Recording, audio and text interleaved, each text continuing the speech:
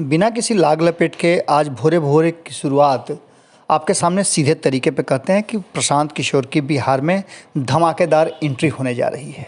ये बातें हमने आपको बहुत पहले बताई थी। आज से 2 महीना पहले से लगातार हम आपको बता रहे हैं कि बिहार अब प्रशांत किशोर का इंतज़ार कर रहा है और इसके लिए पूरी योजना बन गई है।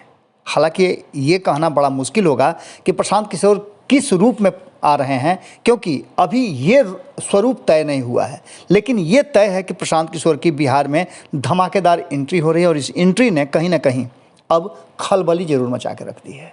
आपको बताते हैं कि प्रशांत किशोर लगातार कांग्रेस के संपर्क में है। कांग्रेस ज्वाइन भी उन्होंने कर लिया था, ये खबरें हमारे तक आई थी और उसके बाद उनको लेकर के कांग्रेस के में स्ट्रेटजी बन रही है। कांग्रेस में अध्यक्ष को लेकर के भी बहुत सारी बातें चल रही थी, लेकिन अध्यक्ष के नाम पर अभी कोई फैसला नहीं हुआ है। इसके ठीक पहले प्रशांत किशोर का उनकी टीम के द्वारा एक पोस्ट आता है जो लिखा होता है कि बिहार दशकों के बाद नहीं बदला। दावा बहुत है और नीतीश कुमार इस दावे को बड़ी मजबूती के साथ कहते हैं कि 2005 में बिहार कैसा था, आज बिहार कैसा है। आप इसी से अंदाज़ा लगा लीजिए कि बिहार ने कितना प्रगति किया है, विकास किया है। हालांकि विकास का कोई पैमाना नहीं है, कोई मापने का यंत्र नहीं है, वरना विकास को तो नाप ही लिया जाता।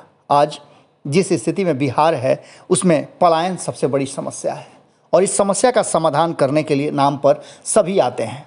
अब प्रशांत किशोर की बात हम करते हैं। प्रशांत किशोर ने कभी न कभी इस जो भी इस दल हैं, जो भी गठबंधन है, उनके साथ रहने का काम किया है। जैसा कि आप सभी जानते हैं कि 2014 में प्रशांत किशोर भारतीय जनता पार्टी के साथ थे और कई योजनाएं बनी थी। 2 करोड़ लोगों को, युवाओं को लुभाने का सबसे बढ़िया हथियार नरेंद्र मोदी के हाथ में और भारतीय जनता पार्टी के हाथ में प्रशांत किशोर ने थमा दिया था। हर हर मोदी, घर घर मोदी का नारा दे दिया था और इस नारे और इस लोक लुभावने वादे ने कहीं ना कहीं इस देश के लोगों को ठग लिया। बिहार भी ठगा गया और बिहार ने भर भर कर, झोली भर भर कर भारतीय जनता पार्टी और एनडीए को वोट दिया। नीतीश कुमार बैकफुट पर चले गए और लालू प्रसाद, जो बिहार के मसीहा कहे जाते थे, अपने लोगों के द्वारा उन लोगों को भी मुंह की खानी पड़ी। कहीं ना कहीं 2 और 3 के आंकड़ों पर आकर के सिमट गए। कांग्रेस का तो पहले ही हाल खराब था, 2 सीटें उसे भी मिल गई थी। इन सारी बातों को लेकर के आपको बता दें कि 2014 से इनकी जो शुरुआत हुई, हालांकि शुरुआत तो उससे पहले भी कर चुके थे, लेकिन इससे पहले आपको बता दें कि भारतीय जनता पार्टी के संपर्क में आने से पहले प्रशांत किशोर शुरुआत कांग्रेस से ही किए थे, लेकिन बात नहीं जमी। उन्हें भारतीय जनता पार्टी की तरफ जाना पड़ा और कहीं ना कहीं नरेंद्र मोदी और अमित शाह के बुलावे पर वो गए। जो करार उनके साथ हुआ था वो नहीं हुआ और उन्हें भारतीय जनता पार्टी को छोड़ना पड़ा। तब वो नीतीश कुमार के पास आए और 2015 में लालू प्रसाद, नीतीश कुमार और कांग्रेस को साथ लेकर के उन्होंने भारतीय जनता पार्टी को उसकी औकात बिहार में बताई थी। अब वक्त बदल गया है, वहाँ भी उनका अस्थायी ठिकाना नहीं हो सका और कहीं ना कहीं प्रशांत किशोर के बढ़ते कद को देख करके जनता दल यूनाइटेड के कई नेताओं ने प्लान करके कहीं ना कहीं प्रशांत किशोर को पार्टी से बाहर का रास्ता दिखाया, क्योंकि वो नीतीश कुमार के सबसे चहेते और करीबी बन गए थे। हालांकि ये कहना भी बड़ा जल्दबाजी होगा और थोड़ा सा अटपटा भी होगा कि नीतीश कुमार के करीबी, नीतीश कुमार के करीब नाम तो बहुतों का जुड़ा, लेकिन करीब रहे कौन ये आप बेहतर जानते हैं। अब ऐसी स्थिति में प्रशांत किशोर को छोड़ना पड़ा जदयू, और जदयू छोड़ने के बाद वो अपने पुराने काम में फिर लौट गए।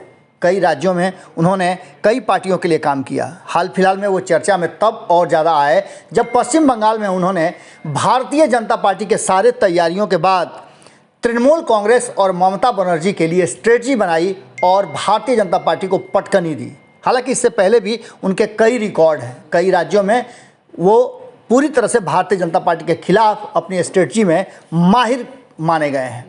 दिल्ली में भी उन्होंने भारतीय जनता पार्टी के सारे प्रयासों को कहीं ना कहीं विध्वंस कर दिया। इन सब बातों के बाद अब जो चीज़ें सामने आ रही हैं उसमें उनकी टीम ने एक पोस्ट करके, कहीं ना कहीं टीम पीके के पेज पे एक पोस्ट किया गया है, उसमें लिखा गया है प्रशांत किशोर की तस्वीर के साथ, और प्रशांत किशोर के ही शब्दों को लिखा गया है कि बिहार 2005 में भी सबसे गरीब राज्य था और आज भी बिहार देश में सबसे गरीब राज्य है। प्रशांत किशोर, यानी कि आप समझ रहे हैं इस स्ट्रेटजी के तहत एक तरफ जहां वो नीतीश कुमार पर 5 से लेकर के और 2021 तक इन 16 सालों का हिसाब किताब सामने रख रहे हैं कि इन 16 सालों में बिहार में कोई भी ऐसा परिवर्तन नहीं हुआ जो 2005 में था, वही बिहार आज भी है। अब इससे आप अंदाज़ा लगा सकते हैं कि उनके बिहार आने की और बिहार में धमाकेदार एंट्री की किस तरह की रणनीति है। अब इन सारी बातों को लेकर के आपको बता दें कि प्रशांत किशोर ने इससे पहले भी जब वो जदयू से बाहर हुए थे तो उन्होंने कहा था कि वो 10 साल के लिए प्लान बना रहे हैं और 10 साल में बिहार को बदलने का वो पूरा प्लान तैयार कर लेंगे और बिहार बदल जाएगा। आपको बता दें कि लोगों ने इस पोस्ट पर अपनी प्रतिक्रिया भी दी है। कई लोगों ने साफ तौर पे कहा है कि प्रशांत जी, आप स्ट्रेटजी तो बनाते हैं, आप ठेकेदार हैं लोगों के, पार्टियों के लिए स्ट्रेटजी बनाने के, लेकिन वोट के ठेकेदार आप नहीं हैं।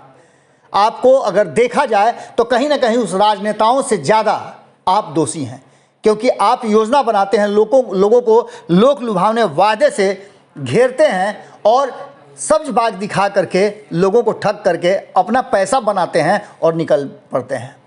उसके बाद जो पार्टियां आपको पैसे देती हैं उसकी उगाही में लग जाती हैं और ऐसी स्थिति में उन लोगों का आप अहित करते हैं। चाहे अनचाहे अपने धंधा, अपने रोजगार को चमकाने के लिए, अपना नाम बढ़ाने के लिए आप लोकतंत्र और लोगों के साथ, जिन लोगों के बीच आप हैं, उन लोगों को ठगते हैं। एक तो राजनेता ठगते हैं और दूसरा आप ठगने वालों में महाठग हैं। बात यही नहीं रुकती है, साफ तौर पे स्पष्ट तरीके से लोग उसमें कमेंट जो कर रहे हैं, उस कमेंट में ये भी बात कही जा रही है कि आज वर्तमान परिस्थिति में आप जितनी भी बातें कह रहे हों, लेकिन जो स्थिति है उस स्थिति को आप स्पष्ट नहीं कर पा रहे हैं। राजनेताओं के पैसे और उनके धन संपत्ति कैसे इतना तेज़ी से बढ़ रहे हैं, ये कहना बड़ा ही मुश्किल है। आप लगातार देख रहे हैं कि किस तरह से राजनेताओं के धन संपत्ति बढ़ रहे हैं और बढ़ते हुए धन संपत्ति को लेकर के राजनेता किस तरह की बातें करते हैं।